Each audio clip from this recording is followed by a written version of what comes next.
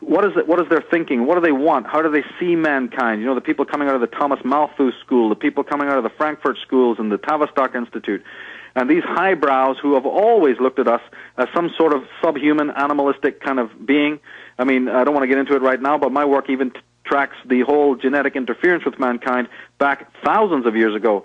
So what we're seeing now with the industrial age, and now we're in the silicon age, and we have all these MITs and Sun corporations, you see, in all of this effort to look at our genes and to present the gene to us in a very subliminally negative way, as some sort of mechanical construct that is just, you know, like it's a Lego dirty, set. it's broken, we're bad. And for those that don't know, they would, 2,000 years ago in Rome, breed large, brutish, quote, dumb Germans, Gauls, and others, you know, together when the slaves were mainly white. And then it's openly in the slave manuals, very politically incorrect to say, but it's actually history. I'm not saying it worked, but they actually did also breed people in this country to be large and stupid, according to what the official documents say. Go ahead.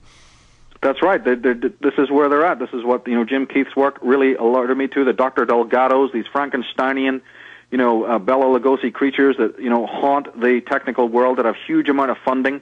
And what really caught my eye, because as I told you before, my introduction to a lot of this had been through art and through symbolism, I started to notice that the symbolism that these, you know, Alex de Greys and these individuals who are now behind the whole genome project and many of the other technological sort of projects and organizations, right from the time of Francis Crick doing his main research in the Templar zones of London, and then the first genetic experiments being done in the Templar areas of Scotland near Rosslyn.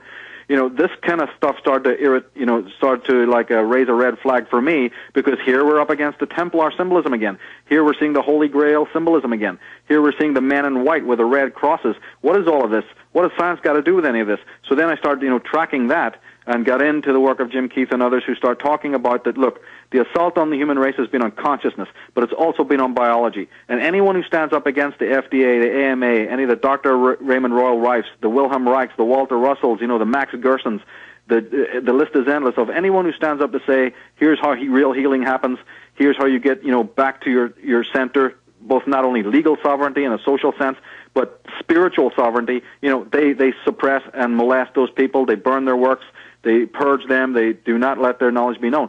So some of the attacks on the human being, you see, we have to understand the nature of evil and understand the Hydra that is not just attacking in one way. In fact, often, as Archibald Wavell, the general, said, watch what the right hand is doing because you're not seeing the left hand. They may present in front of you some sort of bugbear, some sort of, it's like Wizard of Oz shadow for you to be, you know, shaking in front of, but the real enemy is coming at you from the back. So this is what I've also been studying, and I really do believe that this post-human world is upon us. See, the global village is upon us. I mean, that comes out of my studies of Fabianism and study of the common purpose and all of that. So, but the global village can be many things. They may not even put chains on you. They may not even build a wall around you, but you can still inhabit this planet as a global slave in the global village. There's many ways of attaining this. And through these RFID chips, the whole situation of the whole digital kingdom opening up for us, this is what's going at breakneck speed. Since the sort of falling back of the main military budgets, we're not too much falling back on it, but as obviously they scaled back from Star Wars and these other things, where do you think all that money is going? That money is now going into the whole technological, you know, world to create for human race, basically a cyber purgatory, which is going to be what supplants this ending that I've talked about in the next 4 to 5 years. You're going to see a sort of a countdown to extinction of all the traditions, all the accepted norms that our forefathers worked for, we've understood, that our grandparents and our parents. This is both in education, but specifically in medical. Just look at the way that children are medicated up the eyeballs right now. You know, I mean, the complete destruction. There's even one slug from Stanford University who wants to start introducing the anti, the ADD pills, the drugs, before children even show the symptoms of it. He already wants to put them on that. No, there's already drugging of children in utero if they, quote, come from poor families in Oregon, which is eugenics. Right, exactly. This goes back to Maury Stokes, right back to the whole Fabian situation, you know, and back to the... and what it is these are really murderous, bloodthirsty control freaks who just have disdain and arrogance for everyone. And I've actually talked to some of these top scientists and elitists from these big families. they're almost mentally retarded in a way. They're gibbering, they're goblin-like, and they're not even that smart. They're just vicious little demons. Well, the more empty you are, remember it's like Wilhelm Reich's little man, the more little you are, the more fearful you are, the more that you need to exercise these controls. It is the Wizard of Oz shadow situation. And people need to wake up, turn on the lights, and not be afraid of that type of thing. It ties into the awakening that you spoke of, in the previous segment here. And that is happening. It needs to continue to happen. And as I say, I'm very adamant of people, do not territorialize this knowledge. First of all, this is an alternative subject that we deal with. It is not mainstream. It is not fundamentalistic. You're not going to territorialize it. It does not belong to you. It is knowledge, and you cannot bring the same old world, paradigms of own and control into this area. You don't belong. Go and study. Go back to school, and go back into the Orthodox world is my message to those people. Yeah, I've noticed people always try to... I notice people always, in our own, quote, awakening movement, reality movement, whatever you want to call it, they always try to territorialize it about who said when 9/11 was going to happen first, or who discovered this, or who discovered that. And me, I'm always happy to have folks on, give them credit, but I do that almost neurotically just to please those that are keeping score on who came up with this or who thought of this first. I mean, I have trailblazed thousands of things, coined terms, but it means nothing to me.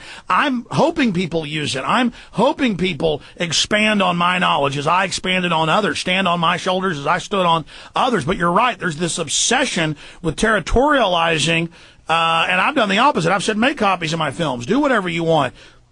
Use my material. Well, Don't even give me credit. Because it's about survival. But again, people can wake up to the New World Order, but they haven't woken up to all the conditioning they were already under, and so they've got to break that as well. Well, they're walking towards, the word utopia, if you actually look up the meaning of the word utopia as it was first meant to mean, it actually means no place. And this, of course, then opened up, this would not have been understood when Francis Bacon, coined the term or used it. It certainly makes a lot of sense now because we have virtual kingdoms. We have cyber, purgatories awaiting for us. We have these virtual reality states in which man, so divorced from his own center, so much divorced from his own spirit, not only divorced, but running headlong away in the opposite direction from his spirit. What do you think is waiting there for him? These, these individuals are wanting to create a perfect social global village in which you can upload your own consciousness. So the internet is, one aspect of this. It's not negative, but it's an extension of the cerebrospinal system, as many scholars have shown. The point is the way they're engineering the technocracy is to dominate and subjugate and dumb down. So we're not demonizing technology one way or the other, but the architecture of it has been designed for bad. There is no doubting that, and we're being inserted into the false reality when our whole development is about this plane of existence, and we need to maintain that. We can certainly expand, but we need to maintain and expand our core, not give up our core of who we are to, quote, expand into something else, because that will destroy who we really are. Right, and we often, because again of the misuse of terms, because of the media's complicity in all of this, we often think of technology as being nothing to do with spirituality. In fact, spirit and technology are two words for the same thing. If you go back in history and you'll notice the emphasis of technology when it's used to write, to build pyramids, to feed the poor, to irrigate great rivers. I mean, technology was in the hands of the most spiritual people in the past. It's been sequestered, it's been repackaged, it's been sort of territorialized and owned by those who are the darkest of powers. It doesn't belong to them. The great samurai, the people who could make the great swords in the past, the great horsemen, or the great, whatever, the musicians, the musicology, the creators of instruments, all of this is technology, isn't it? So technology surrounds us as part of who we are. But it also has a spiritual component. It needs to be back in the hands of the people who are spiritual, not in the hands of these demonic people who are using it to, destroy humanity. That's right. We are a species who envisions and then creates.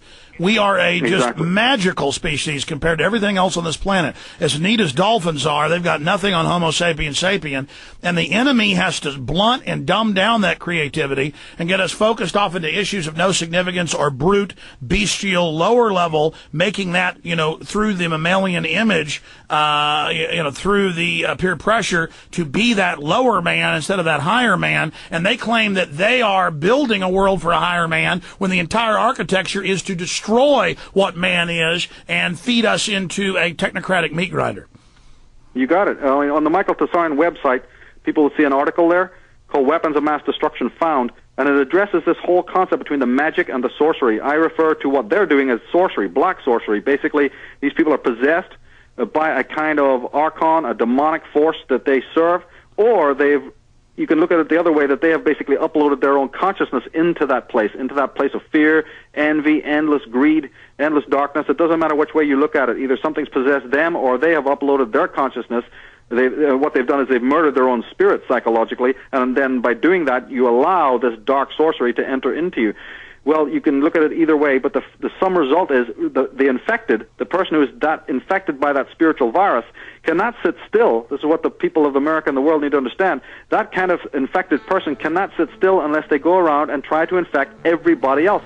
The thing makes sense when you look at it from a psychological point of view. Faith without works is dead, and that goes for the dark side and the light side.